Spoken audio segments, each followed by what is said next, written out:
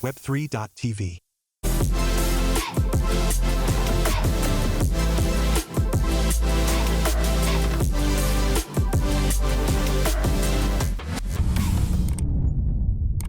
Hello everyone, welcome back to another episode of the Traders Brawl podcast. This is episode 63. I'm Adel, the host, and today we have a special guest with us, Karim Sahyoun, who I'm going to get into in just a second. For those who are new, welcome. For those who are staying with us, thank you for staying with us. We are a podcast here to educate. We have different guests every week, and we're here to learn about the work-life balance, blockchain, AI, tech, but also fitness with financial freedom. Never forget that. So today's guest is Karim. Karim, how are you doing today? I'm great. Happy to be here. Yes, me too. It's been a while. We've known each other, and now I finally got the chance to bring you on. You are a podcaster yourself. I'm going to read your bio. So for those listening, Karim here is a digital business architect, mentor, and entrepreneur with over 30 years of deep operational experience in digital startups. He hunts, identifies, and explains gaps in existing models and processes, arbitrates, coaches, and closes the chasm separating business and technology teams.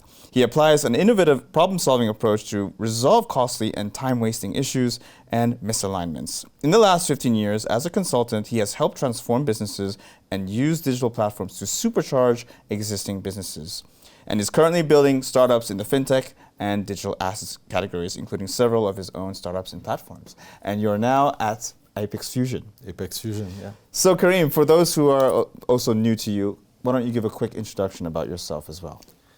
You know, it's been a long journey. When I look back at my career, there's always been a thread of digital and automation. Right. So I've been automating apparently since I was a teenager, my mother reminded me. And I guess that's the engineer in me. Okay. And in 2015, after having moved back to Dubai, I met a wonderful person that I consider mentor. And I started to learn about complex digital transformation using enterprise architecture. And that's how I became an architect. And we worked on some really complex projects in the region. Abu Dhabi is one that I did after that, but you know, the Dubai Metro and various other government entities in Dubai, Abu Dhabi, Saudi, and Qatar. And in 2019, I took a deep dive into crypto. It was late to the game, but I was fascinated by it. It was at a time when money was being printed in the US. Inflation had started because of the pandemic, and somehow I ended up in it. I took a deep dive, found every book, read every book I could get my hands on, took some courses online, and then found a way to end up working for one of the top blockchains. And went back to digital transformation for a little bit, went into venture building at a studio in Abu Dhabi that's funded by ADQ, learned a lot, and now I've joined the team at Apex Fusion as an advisory consultant. Wow. Apex Fusion is really a very special project. We really think that what we're doing is unique. We're actually merging two silos in the blockchain world, the EVM world, which is, for those that don't know, is the Ethereum Virtual Machine world, Ethereum world, Polygon, etc. And the other side is the UTXO, which is Doge, Bitcoin, and Cardano. And we're creating a tri-chain architecture with one token. And we've launched our first chain just over a month ago. It's been going great. It's decentralized. It's paying staking rewards at a very good rate. And we're going to be adding our first EVM chain as part of our tri-chain architecture, which is going to be a layer 2 on top of Prime with the same token.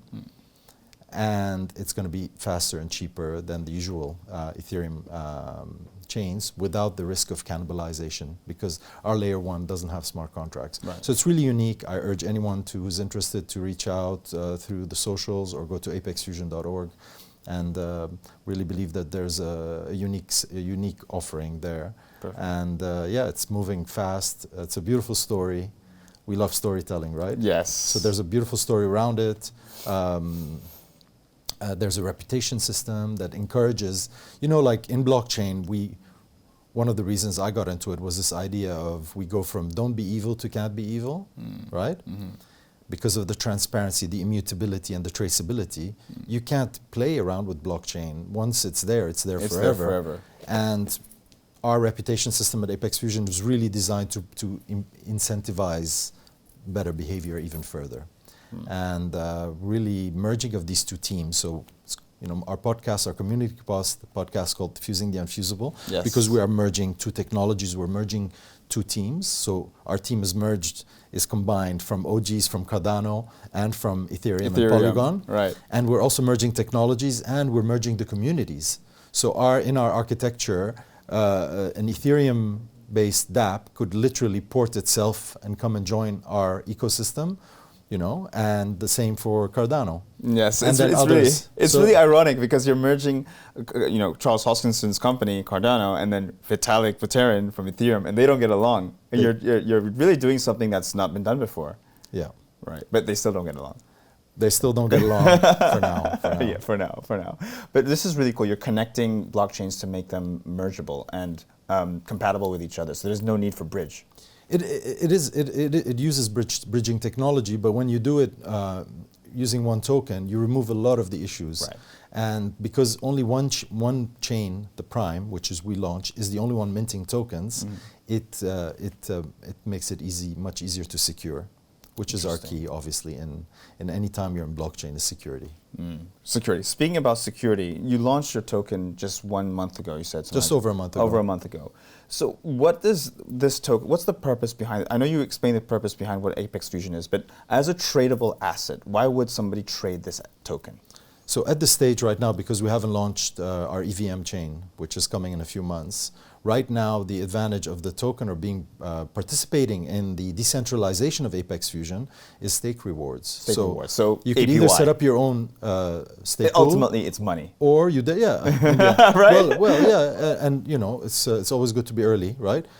Be able to even set up your own stake pool and get some support from the foundation and earn more rewards, and then you could just delegate your tokens to a stake pool that is paying almost 10% a year. That's very nice. And there's some other things cooking where there's going to be some other opportunities to earn more, but I won't divulge them. 10% APY, yeah. Is that correct? Yes. A year. Okay. Yeah. And how long, is there a set limit of how long you can keep it in, block your period?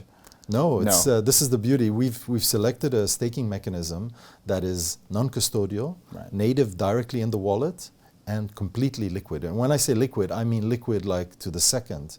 I was telling you the story of I had staked some another token, and I was trying to get it back, and it took 3 days.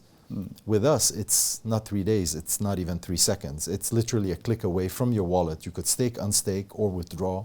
Anytime you want. Anytime you want. Wow. And this is really amazing because delays, we hate delays. And I'm wondering how this is possible, because when you're staking, what the company tends to do is they lend out that money to be able to give you the 10%, because they have to make their markup before they can give you. It's not really about lending out. I think it is to do with the protocol. The fact that this protocol was designed by Cardano, and it built it in natively. So, proof of stake blockchains, it's part of the protocol, but the staking rewards, the mechanism, were added on. As we know, Ethereum went from proof of work to proof of stake. So it's been kind of adjusted, let's say. With Cardano, natively, liquid staking is built in directly in the wallet. So literally, you don't leave your wallet. You open your wallet, you go in there where you hold your tokens, and you can actually select which stake pool you want to stake with, and you can stake, click, and you've delegated. Are there a set number of, limited number of tokens that you can stake?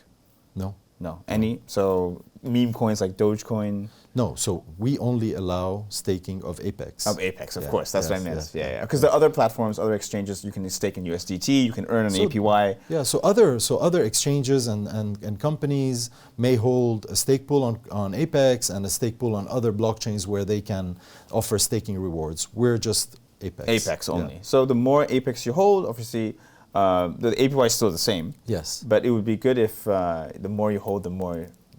Well, there's some things being designed right now to encourage more staking, right? Because for us, staking is really how we get the participation of the community, but also decentralization and securing of the blockchain. Yeah, and you get more people coming in voluntarily because they're earning, but at the same time, you can use that money to reinvest. or yeah, I mean, if you're earning Apex, right, you're likely to restake or then Most likely to restake. participate Recommend. or participate in other projects eventually that will be. But for me, in the general population, I've always been very outright forthcoming about our education system is, I think, in need of reform. We don't get taught about money. When you come out of university, you're in debt for some people. Even if you're not, putting your money in a sitting bank account at 0% interest rate versus putting it in Apex, where you can earn 10% and withdraw any time, and you don't have to worry about the bank wondering where you're wiring your money, which is one of the reasons for getting into crypto, my reason. This is something that's really lacking. Wouldn't you recommend everyone in the world, put their money in Apex? So I'm not a financial advisor. You had to say that. I have to. Of course. I'm not. And I never push people to do anything with their money. But I think participating in the new digital economy, there are various ways to do it. Right. There's some people that are obviously out to make a quick buck. There are more gamblers. Yeah. I'm not one of those. I believe that staking is a bit like mining, right? Okay. In a proof of work. Yeah. Because you're kind of participating. If you own Bitcoin, right, and you just hold them, you're never going to earn anything. You don't earn anything. Yeah, you're just now, waiting on the price appreciation. Yeah, I'm very much a pro Bitcoin, so I encourage people to consider Bitcoin. And in the future, Bitcoin will be a collateral. We'll be able to borrow against it from a bank. Yeah. I believe that. Yeah. Now, in the case of Apex and staking, it is really about, operating a stake pool is not that easy. It's not that hard either. And we provide the support to developers who want to do it. And we have a great community that actually other stake pool operators helping each other set up their stake pools. But it is really about decentralization. It is about the new digital economy. In the future, with what's happening with AI and everything, the only way to secure things is through decentralization. Centralized databases are too vulnerable. And we keep seeing it over and over. The cost of securing a database for a country or for a big company runs in the not tens, not hundreds of thousands, but more, big amounts. So decentralizing is the only way to secure it. When we talk about Bitcoin, is it 5 million? Is it close to 5 million nodes securing the Bitcoin blockchain? It was 4.68 million last I checked a couple of weeks ago or a month ago. Does it increase or no? Is there a set limit? It goes up and down. It goes up and right? down. Right. So when they banned Bitcoin mining in China for various reasons, politics or energy consumption, those machines were switched off. Suddenly the hash rate or the Bitcoin, the amount of that these machines are hashing, are working dropped. Suddenly, within a few weeks, those machines reappeared in other countries where Bitcoin was allowed, so Kazakhstan and Armenia and others. Nice. So those machines were sold and shipped and then reconnected to the network, and then suddenly the hash rate goes up again, right? It's impossible to kill Bitcoin, right? Yeah. It's even if you wanted to. Yeah, even if you wanted to, it's so dispersed. So this idea of decentralization, incentivizing people to participate in securing data, right? By holding copies of it, and then consensus, right? This beautiful consensus mechanism that we can, that was invented by Satoshi. Yes. We took it to proof of stake, and proof of stake is different. You don't need that many computers, but then you use the delegators to secure. So in proof of stake, you may have a few thousand rather than millions of stake pool of validators, but then by delegating your tokens, you then secure it. So if any of these stake pools misbehave, the delegators would just move their tokens and move elsewhere. And just continue, relocate. Yes. But my question is, when it comes to, so ultimately people coming into crypto, they're here for the money. Let's not beat around the bush. Some are, like my mom wanted to just be part of it, right? Okay. So it's not really about the money. Some don't really understand what's happening and they just want to, they have FOMO. A lot of the young people, it's about making money. Right? And buying that Lambo and so forth. So, yeah, I mean, I think the way I promoted it or I sold it to my daughter. She was flying here. She's just started working. She graduated from university, and I had promised to pay her for something that she paid for. And she's like, "Dad, I need it." I was like, "Yeah, don't worry. When you get to Dubai, I'll give it to you in Bitcoin." She's like, "No, Dad, I have savings goals, and I have a number. So she's very driven and motivated, and I taught her to save, and I'm really proud of that. And she's a saver, especially where she lives. When you save money, especially from your salary, and you invest it in a 401k or a tax-free savings account, you don't pay taxes on that. So it's like a double savings. And I was like, when you come to Dubai, I'll explain it to you. She flew in, and I wanted her to watch that famous interview between Tucker Carlson and Michael Saylor. Send that to me as well, please. Yeah, and it's about an hour and 20 minutes, and it addresses three things. One, what is money? Yeah. What's wrong with it? And the third is why Bitcoin, right? And it's been done. It's over 2 years old, but it's a really good one that I refer to people because it's simple. Tucker Carlson, is not a techie guy, so Michael Saylor, adjusted the conversation to his knowledge, right? And it's really good for anyone. And after she watched it, she's like, "Okay, Dad, I'm ready." Sat her down, set up a hardware wallet, and created her account. Taught her about the seed phrase, sent her the Bitcoin, and now every time she invests. She DCAs, she dollar cost averages. Yeah. Every month we have a call, hopefully, usually, and she shows me what she bought and I match it. So my way of encouraging her is by matching it for her and giving it to her. And it's I believe, the best thing that I can do for a young person right now. So every young person should be buying some Bitcoin. Yeah, I agree. So coming back to being about making money, but at the same time, money is one thing, but control of your money is another. Control. My wallet, my keys.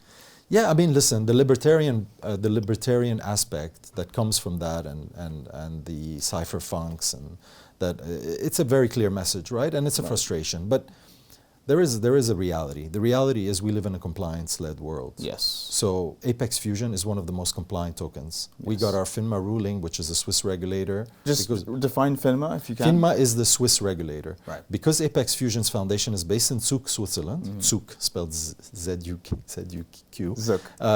We report to the financial regulator for blockchain called FINMA. Right. And we got a ruling from them before launch that we're a utility token. So we're not declared a security. So we've been very careful about how we onboarded investors, made sure we did all the things of KYC and things that some libertarians don't like. So we understand them. We have empathy for them, but we are going the compliant way because the big money is in the compliant world. True. Right? And this myth or misconception that crypto is used for illegal activities or activities on the dark side is not true, right?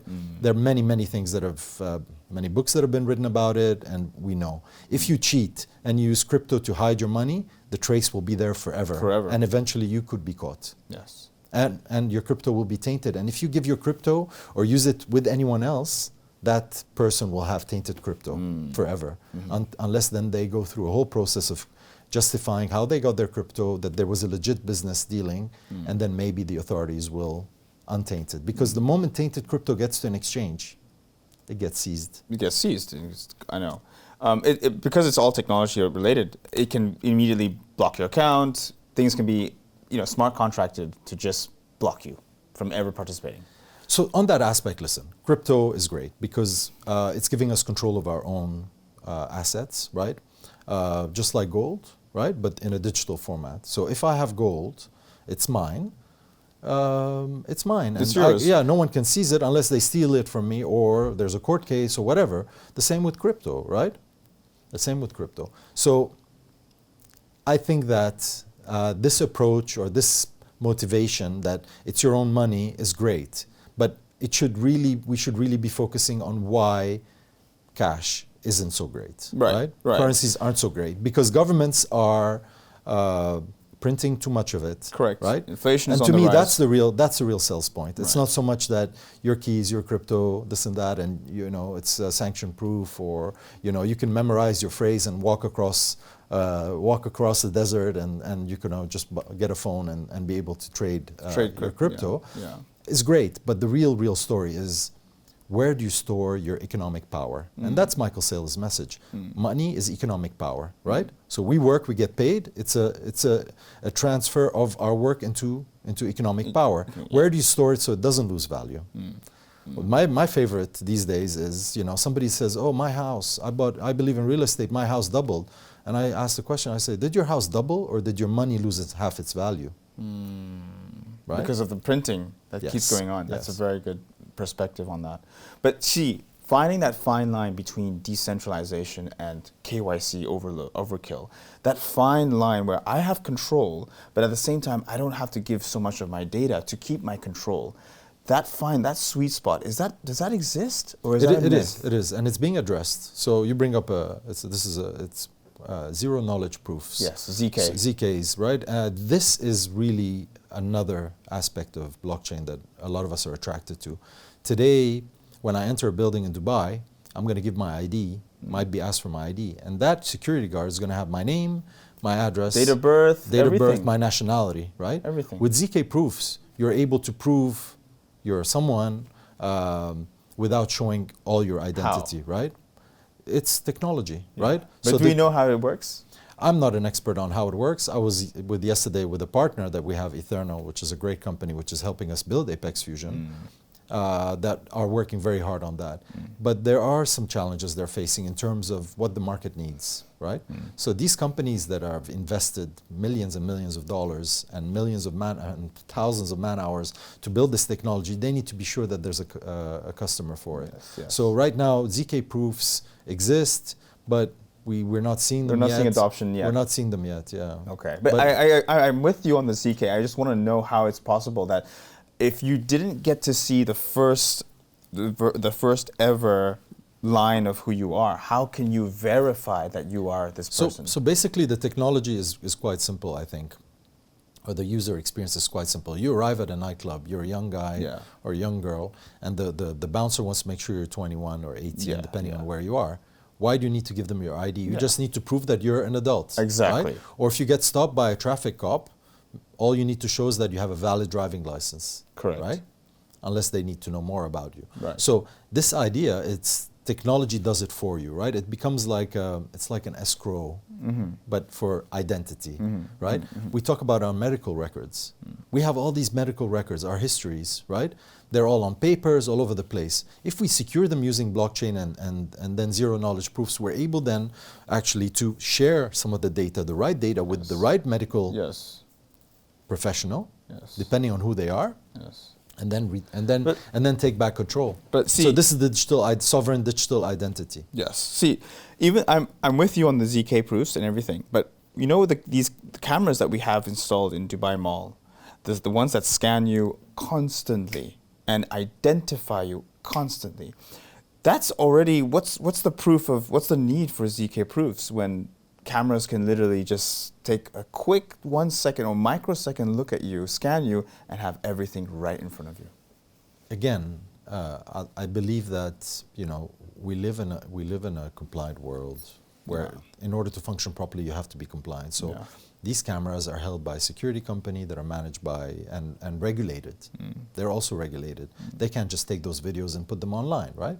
No. So there are rules around it, and this is what I'm saying. Basically, we live in a rules-based world. True, but you see, I'm going to play devil's advocate. I always do this. There are rules around U.S. police, but there's police brutality taking place. They have cams still. They do what they do. It's filmed, and some of them get away. Let's not use the worst examples. I would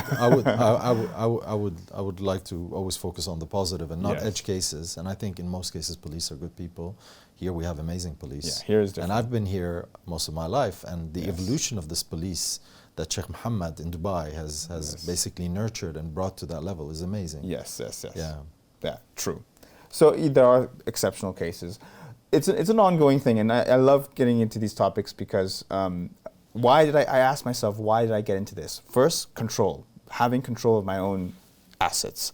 But I do realize that I still live in a reality where reality controls me. Governments control me. I can't simply buy a land without approval. I need permits. I cannot just go to an event, bring DSLR cameras. I need a permit. So I have all this big chunk of money that is in my wallet. If I can't even spend it because of all this compliance stuff, what is the point? I have to comply.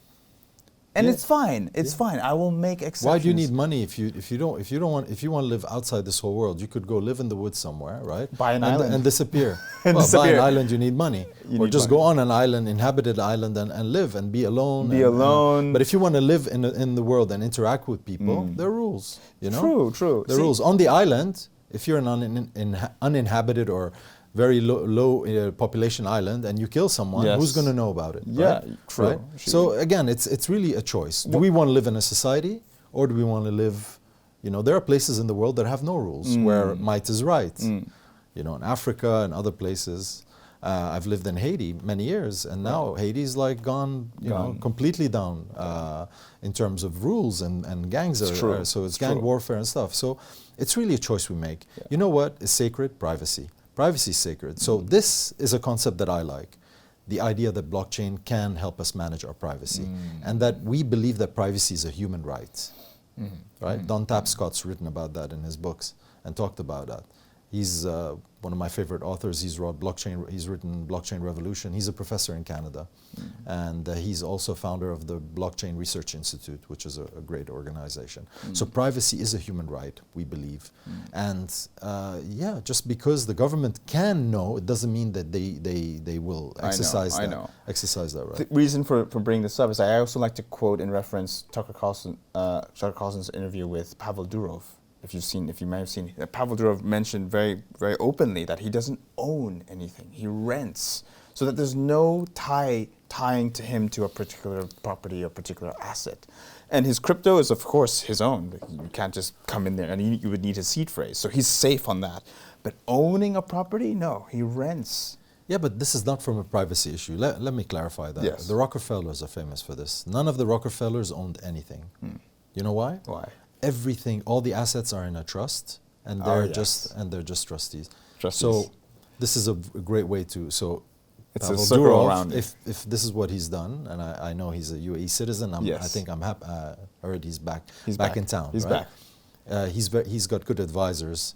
So if you're wealthy, you don't want to own anything because you could be sued for that. So what you do is you place everything in a trust, and then you're a trustee, and you're given a salary, or you're given access to these assets. Yeah.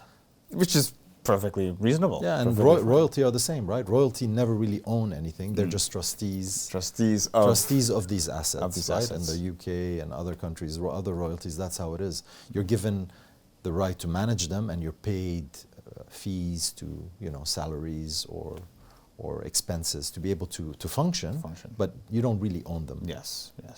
Well said. One last, before we get more into the fusing and unfusable podcast, blockchain you mentioned is the number one privacy technology you mentioned. Oh, it's up there at least. It could be used for that. One of the use cases. There's been some talks about quantum technology that is able to withstand blockchain technology, being able to actually crack the codes of all the chains using quantum. Yeah. That a normal person wouldn't be able to use, but a supercomputer would be able to crack the code. Yeah. What are your thoughts on that? This is an interesting one. So obviously, I think it was Google that developed something recently, or not sure, it's Microsoft maybe. So quantum computing is coming. Right. We don't know when, but I'll tell you something. If quantum computing exists today, blockchain would be the last thing we should worry about. We should be aware of websites, credit cards, flights. Everything is reliant on this kind of cryptography and this encryption that quantum computing could potentially break.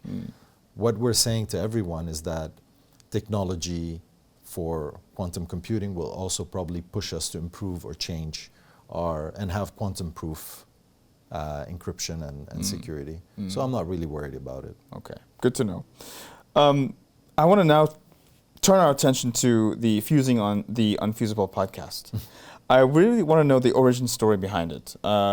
If you could give a brief about how the name came about. I know the name, how it came, but give a brief to the audience. So Apex Fusion, again, is our project. Ivan Zelikovic, he was the host of Who Wants to Be a Millionaire in Serbia. Yes, I remember. Right.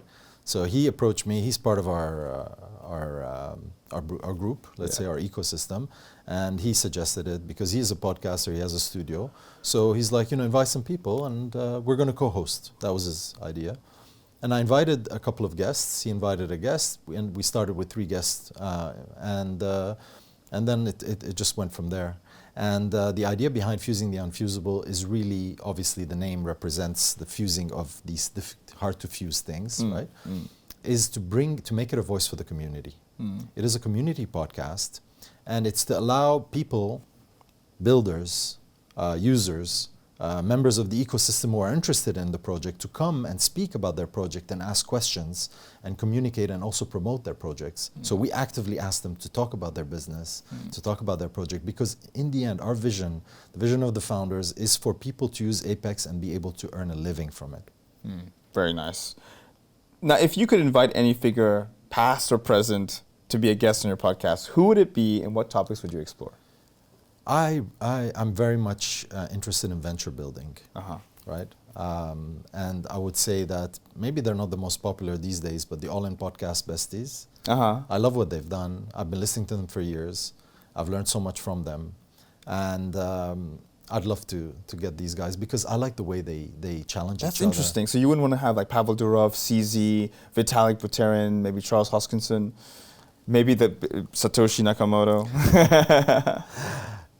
I don't think that they would come on the yeah, but let's say if I was a podcaster and I was Alex Friedman, yeah, obviously I would love to have them for 4 hours or 2 hours. Right. But right now I'm really more about helping the community, and it's not my podcast; it's the community's podcast. It would be a huge boost to my ego to interview some of these famous people, but and I've met some of them. But like CZ went to my university.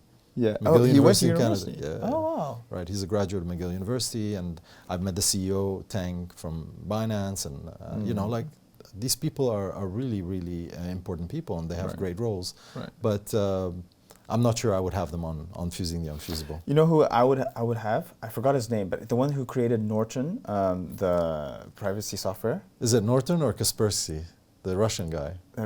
Not the Russian one. He's American. Okay. He was in prison. He got imprisoned for, I think, exposing government and also hacking. No, I think that's a Russian guy who was in Spain. He's dead now. What's his name? Isn't it John Kaspersky? I'm not sure. I think no, so. McAfee. John McAfee. I would have John McAfee on the Traders Brawl podcast. Yeah, I mean, listen, there's some of these controversial figures, like Russell Brand and all these guys. Are but John McAfee really created a movement. He installed malware, privacy software, on laptops given to governments so he could see what's going on in the inside. It's illegal. I wouldn't want to have anything to do with that or with him. I know, but he took a great risk. Yeah, I don't want to glorify anyone that's doing anything illegal, honestly. Of course. I wouldn't advise anyone to do it. Of course. Yeah. But I think one thing that's inspirational about him was he was a big crypto individual. He was big on privacy, my keys. And I think there's inspiration around that because if you are not in control and if you try to even challenge the government in the US, I'm not saying here, in that capacity, there are dire, severe consequences. Yeah. Listen, which he saw for himself. Listen, there's something called ethical hacking. There's a place for that. That's where I advise anyone who's clever enough to find gaps in systems and security gaps or to expose them. There's whistleblower programs. Whistleblowers, things like that. Of course. I know you're not glorifying anything here about illegal activities, but can it be? Can you make an exception that certain individuals in government are actually crooks? They exist. They do exist, and they need to be called out. They need to be whistleblowed. And you know what's the solution to that? What? Blockchain. Elon wants to put, I know he's not very popular these days, he wants to put the budget of the Pentagon on the blockchain. That's fair. So we can see everything. No, it's not about us seeing everything, but so that the US government can outsource the analysis of the spending and put it out there. So you're less likely to pay $600 for a soap dispenser, which is apparently what happened. $600 for a soap dispenser? For the Pentagon. Oh my God. Yeah, so this waste, but I don't want to get into that because it's a bit political. But right. But are you in agreement with it? I'm about, listen, governance. If you're in a government position, you're governing people, there should be transparency. Now, There should be. there should be transparency. You're managing especially my on life. on spending. It's not about managing your life. It's about spending money. Well, I'm paying spending taxes public to you. money. I'm paying taxes to you, and what are you doing with my taxes? Hello? Yeah, well, it depends on the country, right? Some countries charge taxes, some countries don't. But if it's public money, right? Or even in a company. Say you're in a company, right? Yeah. It's a private company. Yeah. The management wants to know where the money is going. If you have it on a public blockchain or on a Yes. private blockchain, Yes. you're able to see what's happening. Yes. Right? You're able to trace Yes, spending. that is true. If, say, we talk about expense accounts or things like that. If you put money in somebody's wallet and crypto wallet, and then they go and spend it, you can see everywhere they've spent that money. But this is Yes. not their money. This is money that you've given them for a certain purpose. For So they business have to expense. report back. Correct. So anywhere where there's a reporting back or there's an accountability, let's use blockchain. Correct. I believe it will fix so many problems in the world. Correct. Corruption, transparency, traceability, Correct. and allow governance to become better. I really believe in, and this is a term I heard the other day, I'm a tech optimist, right? Using technology to improve the world. Correct. So would you be in favor of putting the government spending on the blockchain and the budget, the debt ceiling, everything? Absolutely. Yeah. Okay, why wouldn't? Yeah, why have we not thought about this? And how much you expose, because we can control how much of the data is exposed, right, to the public, will allow us, first of all, to ensure that privacy is respected. Certain things you don't want. Yes. You may not want to know who are the vendors of the Pentagon, right? But if you put enough of the data out there that people then, individuals, can go and apply some tech, some business intelligence tools on that spending and come back and find patterns and find ideas or find corruption and then through whistle programs, yes, that would be great. That would be great. So we know where our taxes are being spent and also where the senators... Are they being spent in the most efficient way possible? Correct. And as per the manifesto that we voted for. You voted for a particular manifesto in a president. in a democracy. In a democracy, of course. Yeah. We're talking democracy here. We're not talking dictatorship here.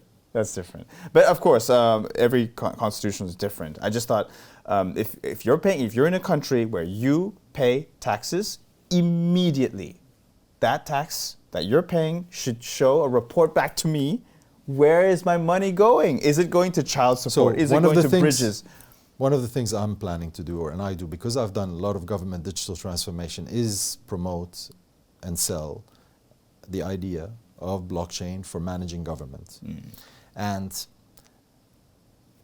government have resisted public blockchains because of privacy. But now that Apex Fusion allows private blockchains to be layered on public blockchains, private blockchains are not as secure. But if you layer them on a public blockchain like Apex, you get the security. You get the security. You get the security, and you get to keep the privacy. That's what we're promoting. Okay. This is what Apex Fusion is That's doing. This idea, then, you could literally decost, is a term I've coined, reduce the cost of building these systems for governments. Governments have huge expenses. Some governments don't have the means.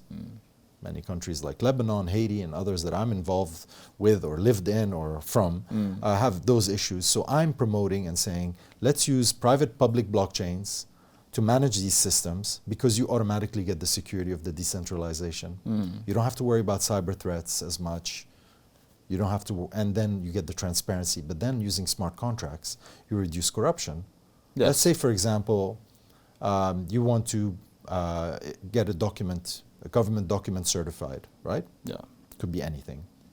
If you do it on a public-private blockchain, on a DApp, right? Yeah. When you pay, the money could automatically go to the right parties.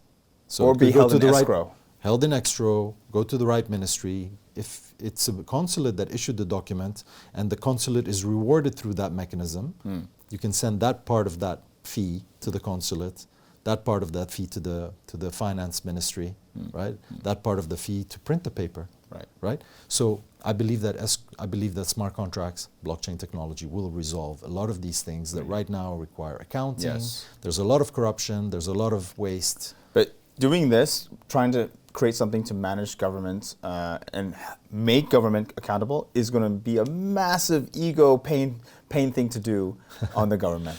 Because governments have ego as well. It's not about egos. I think a lot of people fear transparency, right? Yes, they fear. 'Cause Because there's corruption everywhere, arguably.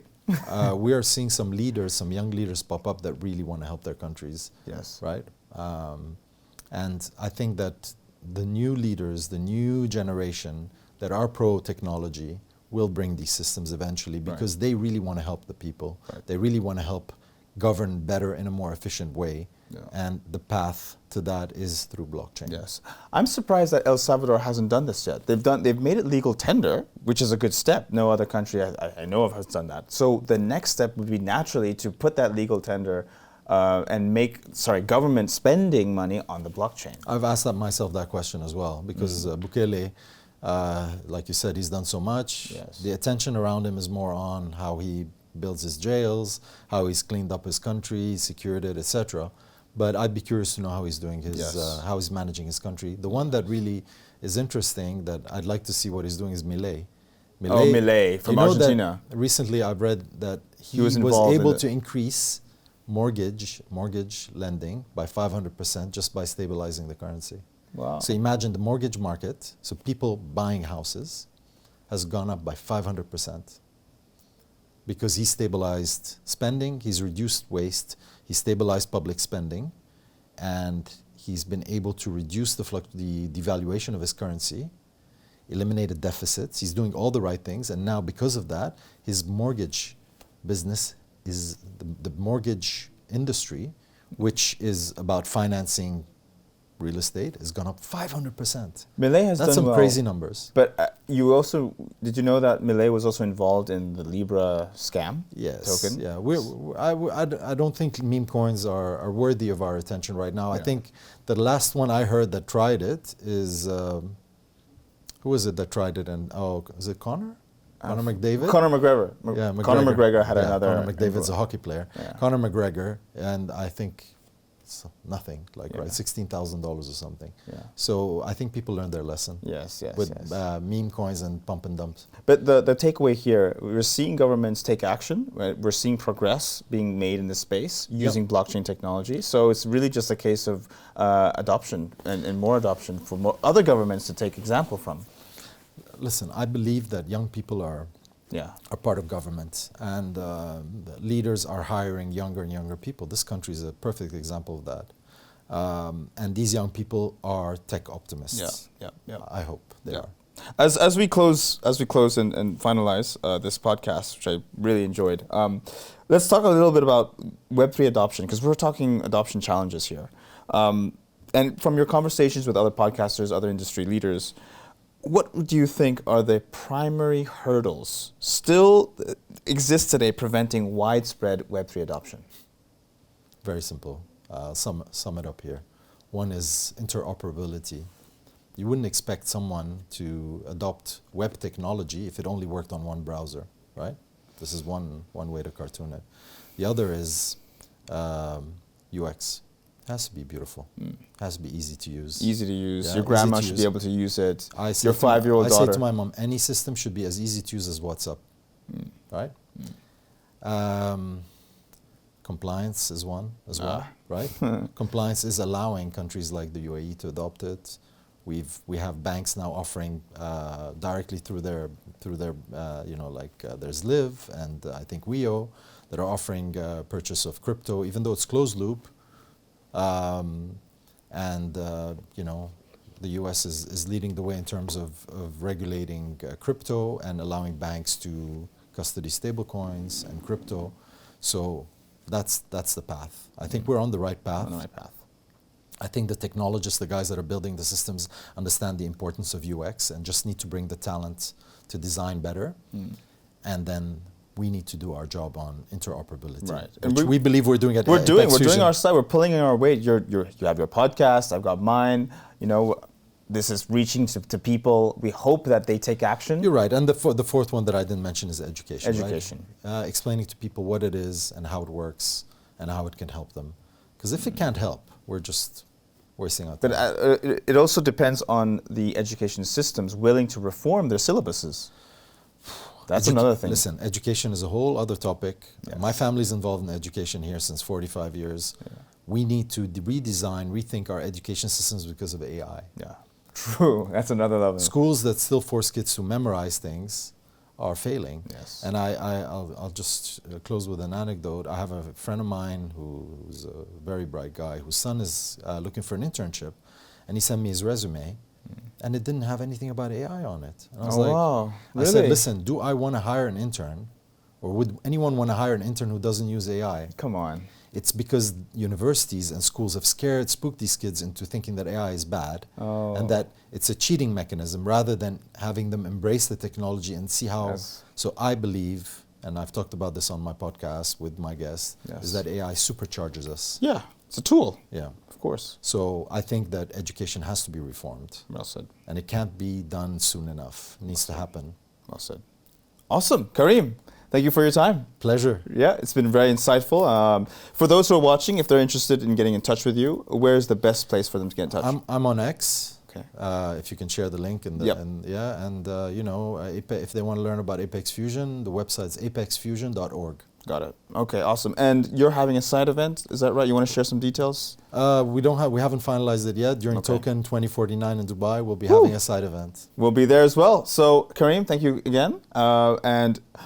For those who are interested in getting in touch with your podcast, where can we find you? We're on YouTube right now, so far. We haven't gone to the other platforms. We might. We have 20 episodes, I think 19 episodes so far. Okay. It's called Fusing the Unfusable. Okay, wonderful. You heard it. You heard it from Karim. So if you want to get in touch, we'll leave all the links in the description. Thank you for watching. Hope you found this insightful. We had a really great conversation about AI, blockchain mainly, and I think this is going to be really, really insightful to you. For those, we need to also include the link of the Tucker Carlson and MicroStrategy. Michael Saylor. Michael Saylor. Yes, we need to include that in there. We'll 100%. do that. We'll do that. Thank you again for watching, and I will see you next time. Cheers!